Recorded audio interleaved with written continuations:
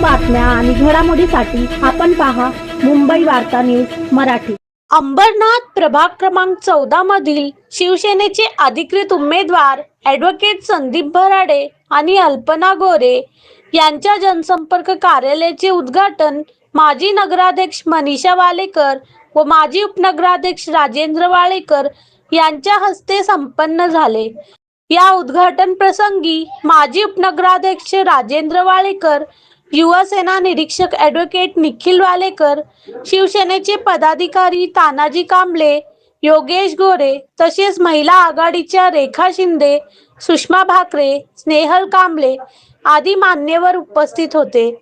दरम्यान अंबरनाथमध्ये शिवसेनेसाठी पोषक वातावरण असून सर्व नागरिकांनी उमेदवारांना शुभेच्छा देत आगामी निवडणुकीत शिवसेना प्रभाग क्रमांक 14 मध्ये दमदार कामगिरी करणार असल्याचा विश्वास व्यक्त केला।